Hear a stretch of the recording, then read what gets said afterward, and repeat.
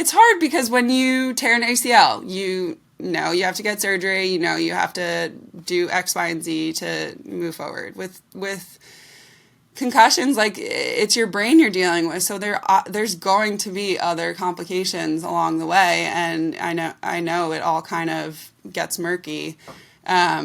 So yeah, it's important to think about the whole person and like what else is going on in your world. And then even with the ACLs too, like there's a lot of, there's a lot of mental side to injuries in general too. So like we need to take a look at that also and not just necessarily be like, okay, you need to do this, this, and this to get back out on the field. Like, okay, well, maybe I don't feel like going back on the field quite yet. Like, there's a part of me that's hesitant about that. So, yeah, it's definitely an interesting conversation. My 10-year-old daughter, she rides horses occasionally. And it's one of the, like, it's so crazy to me because this girl doesn't like dirt. She's scared of bugs, but she'll put on jeans and a pair of cowboy girl boots and a helmet and jump on a horse. And somehow it's different. But, she almost fell off about a year ago, and she was 8 or 9 at the time when that happened. And so we went a span back in the spring or the fall and winter and spring from November until like May, where we were just too busy. She couldn't get back on a horse. And her first time riding it, I noticed in the arena, because like, I had dropped her off for horse riding before, like I do at soccer. Like she wants me to drop her off at soccer. Horse riding, she wants me to stay there. It's a whole different conversation. But I was watching her and I noticed that she wasn't jogging as much as some of the other girls while they were riding. And I asked her about it. She's like, well, LB, name of the horse, he'd start going a little faster than I thought. So I'd slow him down, and he wasn't going fast at all. Mm-hmm. But because she had almost fallen off and it had been a while, she was scared of that. And what we realized talking to the trainer there as well, like that's normal.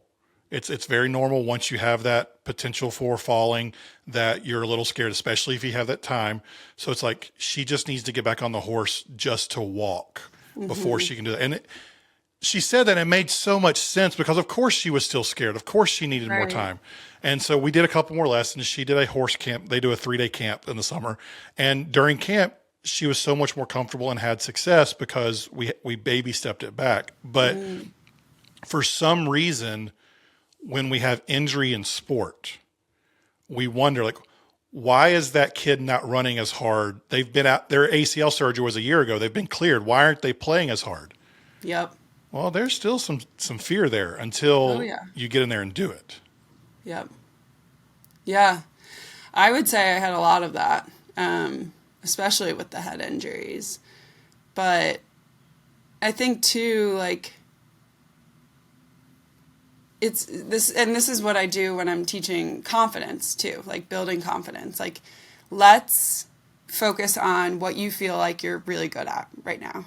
And let's do that over and over so that you feel confident doing it. And then we slowly try new things.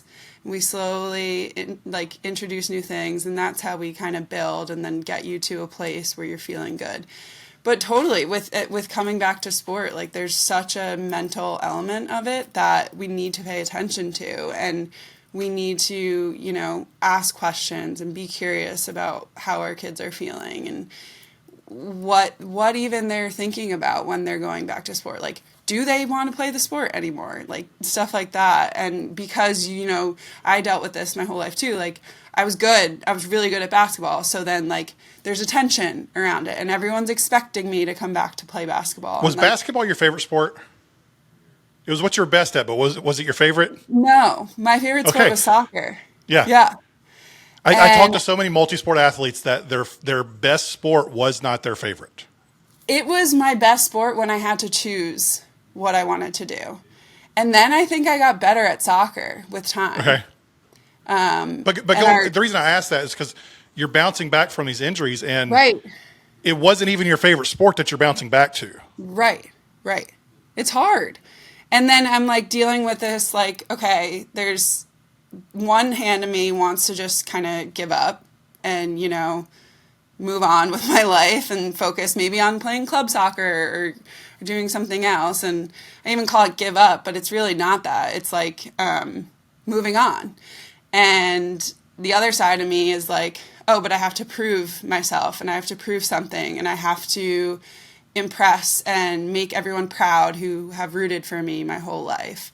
And there's these expectations and this pressure that really I put on myself. Like everyone would be proud of me no matter what. But yeah, it's a really tough thing to balance as a young person who's not fully developed. And I think it's just important. And I asked my parents ahead of this recording, I was like, what advice would you give yourself? And my mom said exactly that. She was like, you really got to make sure your kid enjoys and wants to do what they're doing. Just because they're really good at it doesn't necessarily mean that they're passionate about it or want to pursue it. So, yeah.